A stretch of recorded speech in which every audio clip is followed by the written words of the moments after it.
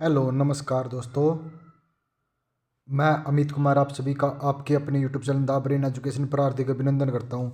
आइए आप सारे अच्छे और अपनी तैयारी को ऐसे ही कंटिन्यू रख रहे हो भाई। जो भी बच्चा ये LM SC JEE और WPO की तैयारी कर रहा है तो उसके लिए हमने इलेक्ट्रिशियन थ्योरी के चैप्टर वाइज MCQ स्टार्ट किए हुए हैं। कौन से chapter wise MCQ? Chapter wise MCQ में लगभग ये लगा लो अराउंड 8 से 10 हज़ार क्वेश्चन करेंगे। अगर आपने चैप्टर वाइज MCQ अच्छे से कर लिया ना भाई, आपका सिलेक्शन श्योर है। और सबसे पहले हम आपको पता ही हम बेसिक इलेक्ट्रिसिटी करने लग रहे हैं, क्योंकि लास्ट टाइम बेसिक इलेक्ट्रिसिटी से जब 2023 में एग्ज़ाम हुआ था तो उसमें 17 क्वेश्चन पूछे गए थे, और इस बार भी चांस है कि 15 के आसपास क्वेश्चन पूछे जाएंगे। अगर आपने बेसिक इलेक्ट्रिसिटी अच्छी कर ली ना तो आपके 15 नंबर कन्फर्म हो जाएंगे। और एक सबसे बड़ी बात है भाई कि इस बार पोस्ट कितनी आएंगी। भाई इस बार पोस्टें इतनी आएगी आपको देखकर आपकी आंखें निकल जाएंगी। 100% जो बताऊंगा ना उतनी पोस्टें आएंगी, लेकिन मैं अभी बता नहीं रहा, क्योंकि अगर अब अभी बता दिया ना कुछ बच्चों कुछ टीचरों के भी हार्ट अटैक आ सकता है, जिन्होंने अपने अपने बैच बेचे हुए थे।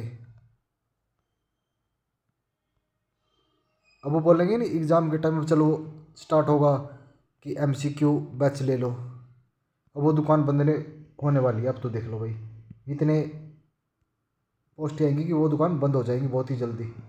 अब आप खुद समझदार हो, अपना समझ सकते हो, ठीक है ना। और आपको MCQ बैच में यही क्वेश्चन मिलेंगे जो मैं यहाँ पे करवाने लग रहा हूँ, और ये आपको फ्री ऑफ कॉस्ट मिल रहे हैं। जरूरत ही नहीं फिर पैसे लगाने की भाई। इससे पहले हमने 180 क्वेश्चन को कंप्लीट कर लिया, और अराउंड हम इससे अलग एक वीडियो होगी आपसे, या तो आप इसी वीडियो में कमेंट कर देना कि नेक्स्ट कौन सा टॉपिक पढ़ना है, या इससे अगले वाली में। लेकिन हाँ ज़रूर भाई, मैं तो बोल रहा हूँ इसी वीडियो में अपना कमेंट कर देना कि सर नेक्स्ट टाइम ये चैप्टर स्टार्ट कर दो। आपका पहला क्वेश्चन यदि तांबे की प्रतिरोधकता एक है, तांबे की प्रतिरोधकता एक है तो तांबे को एल्यूमिनियम से तुलना करने पर संबंधित प्रतिरोधकता, अगर भाई तांबे की प्रतिरोधकता तो एक है और उसको एल्यूमिनियम से तुलना करने पर उसकी प्रतिरोधकता क्या है, तो बताओ भाई अपना आंसर कमेंट करके। और मैं बोल रहा हूँ कि अपना आंसर साथ के साथ कमेंट किया करो भाई, तो इसकी प्रतिरोधकता 1.6 हो जाएगी। कितनी? 1.6 हो जाएगी। एक 100 वाट और 200 वोल्ट लैंप का प्रतिरोध कितना होगा? एक तो 100 वाट का लैंप है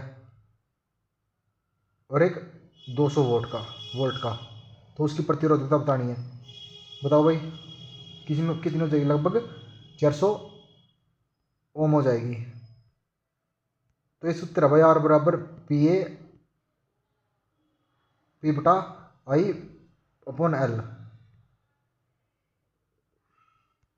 मतलब L ऊपर मिले या नीचे मिले, तो इसमें ये P बताना। तो P क्या होता है बताओ भाई? P समीकरण में कौन सा समीकरण है? R बराबर PI अपॉन L। तो बताओ भाई इसमें समीकरण में पूछ रहा है कि P क्या है, तो P क्या हो जाएगी बताओ भाई? तो क्या हो जाएगी? तो ये प्रतिरोधकता हो जाएगी। प्रतिरोधकता, कार्बन प्रतिरोध की पावर रेटिंग रेंज, तो कार्बन प्रतिरोध की पावर रेटिंग रेंज कितनी होती है? 1.8 से 2 वोल्ट तक होती है। तो कौन से में 1.8 या 1/8? ऑप्शन नंबर ए इसका करेक्ट आंसर हो जाएगा।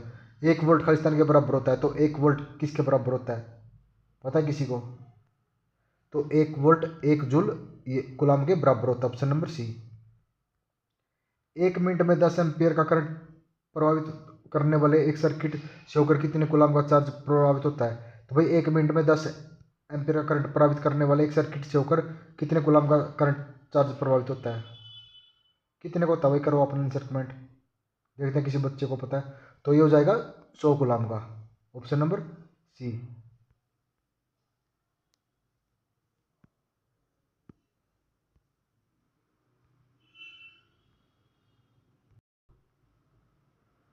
धारा ले जाने वाले दो समांतर तारों के बीच का बल किसकी परिभाषा के लिए प्रयुक्त है? धारा ले जाने वाले दो समांतर तारों के बीच तो वही कमेंट करो, फ्लेमिंग का, एम्पियर का, वोल्ट का या कूलम का। तो किसका हो जाएगा ये? तो ये एम्पियर का प्रयोग किया जाता है। कितने इलेक्ट्रॉन मिलकर एक माइक्रो एम्पियर विद्युत धारा बनाते हैं? तो वह कितने इलेक्ट्रॉन मिलकर एक माइक्रो विद्युत धारा माइक्रो एम्पियर विद्युत धारा बनाते हैं? भाई किसको पता है इसका आंसर? देखते हैं भाई किसी बच्चे को पता है। 188। कितने इलेक्ट्रॉन मिलकर एक माइक्रो एम्पियर विद्युत धारा बनाते हैं? किस किस को पता है भाई, बताना।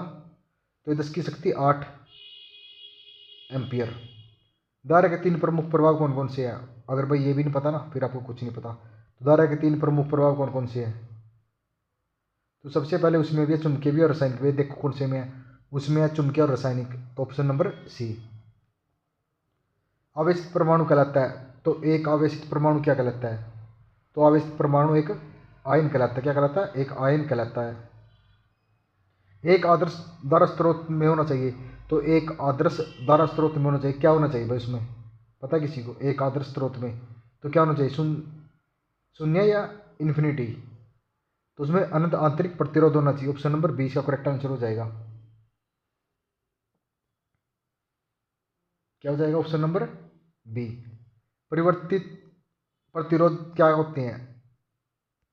तो परिवर्तित प्रतिरोध क्या होते हैं बताओ भाई, कौन से होते हैं ये? पता है किसी को? तो ये होते हैं रोधक होते हैं। क्या होते हैं? रोधक। 1 ओम के प्रतिरोध को एक 100 वोल्ट डीसी स्रोत से जोड़ा जाता है। इस परिपथ में प्रभावित होने वाली धारा का मान, भाई 1 ओम का प्रतिरोध है, उसको 100 वोल्ट डीसी स्रोत से जोड़ा गया है। तो इस परिपथ में प्रभावित होने वाली धारा का मान, तो इसमें कितना मान हो जाएगा? तो इसमें हो जाएगा लगभग 10 एम्पियर। तो 10 एम्पियर कौन से में? ऑप्शन नंबर सी में। एक 1000 वाट के विद्युत प्रेस प्रतिदिन 2 घंटे के लिए काम कर रही है। कितने की है? 1000 वाट की, प्रतिदिन 2 घंटे। यदि विद्युत धारा की यूनिट 2 है, तो जनवरी के महीने के लिए प्रयुक्त, तो जनवरी में कितने दिन होते हैं? तो करो कमेंट अब। तो कितना आंसर आ जाएगा इसका? 2 घंटे काम कर रही है डेली।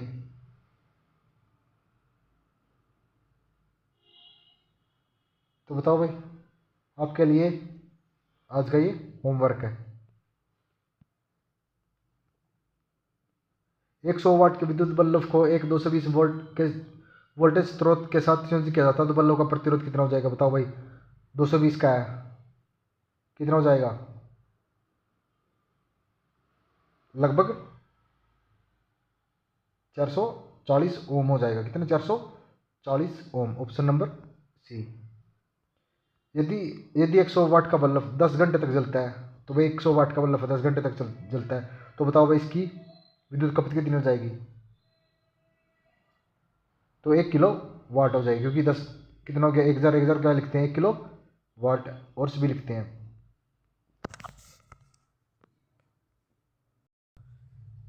एक नोड में पहुंचने वाली धारा का कुल मान 13 एम्पियर है। अगर नोड से धारा समान प्रतिरोधों वाले 2 तारों से खाली स्थान होगा, तो 2 तारों से कितना हो जाएगा? एक में तो गया 13 एम्पियर।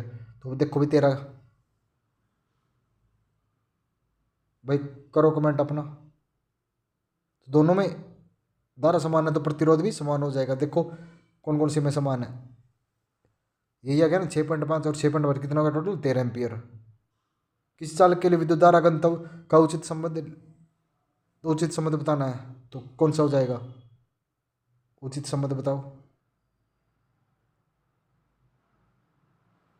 तो विद्युत धारा बटा अनुप्रस्थ काट का क्षेत्रफल। Option number A.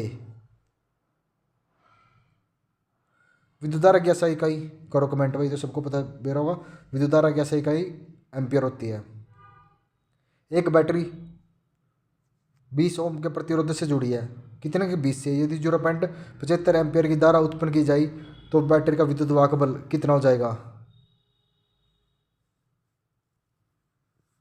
निकालो कितना हो जाएगा? लगभग 15 वोल्ट हो जाएगा। भाई आई होप आपको ये सेशन अच्छा लग रहा है। भाई अगर अच्छा लग रहा है तो ज़रूर कमेंट करना। वो और हमने भाई 9 वीडियो में 200 क्वेश्चन को कंप्लीट कर लिया है। देखो 200 क्वेश्चन आपके इतने जल्दी कवर हो गया 10-10 की मिनट की वीडियो में। अगर आप यही 200 क्वेश्चन कहीं और से कर देना, कम से कम आपकी ये 3 से 5 घंटे तक की मैराथन क्लास होती है, उसमें जाके कवर होते हैं। और ये लगा लो हमने तो सिर्फ 9 वीडियो में आपका 90 मिनट में रिवीजन करवा दिया एक चैप्टर का। और अगली अगली तो वीडियो भी और भी इससे ईजी मिलेगी आपको। बस सिर्फ आप अपना सपोर्ट बनाए रखना, ठीक है ना। मिलते हैं नेक्स्ट वीडियो में जल्दी ही। जय हिंद, जय भारत।